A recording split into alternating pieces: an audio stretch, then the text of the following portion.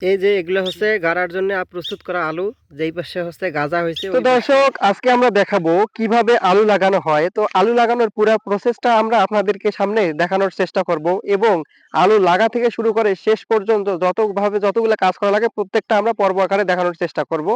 তো আজকের পর্বতে আপনারা দেখতে পারবেন কিভাবে হচ্ছে আলু লাগানো হয়। তো এই যে প্রথমে হচ্ছে লাইন টানা হয়, এবং এই লাইনগুলোতে হচ্ছে লাঙ্গল দিয়ে টান দিয়ে হচ্ছে ওই জায়গাগুলোতে আবার আলু দেওয়া হয়। তো আমরা প্রথমে হচ্ছে এই যে এভাবে লাইনটা টেনে নিব। লাইন টানার জন্য প্রথমে এই যে দড়িটা টেনে নিলাম, এবং এই দড়ি যে সোজা আছে এই সোজা সোজা আমি পা দিয়ে দাগ দিয়ে যাব।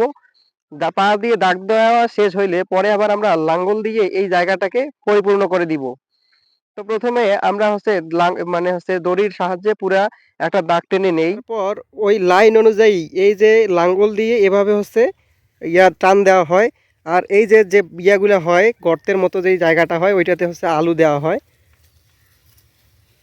এই যে এইভাবে হচ্ছে লাইন টেনে এই লাইনগুলোর মধ্যে যে গর্তগুলো হইলো এগুলোতে হচ্ছে আলু দেওয়া হবে। এই যে এগুলো হচ্ছে গাড়ার জন্য প্রস্তুত করা আলু, যেই পাশে হচ্ছে গাজা হয়েছে ওই পাশে এগুলা কেটে কেটে ভাগ করে নেওয়া হয়েছে। একটা আলুকে কয়েক ভাগে ভাগ করা যায়।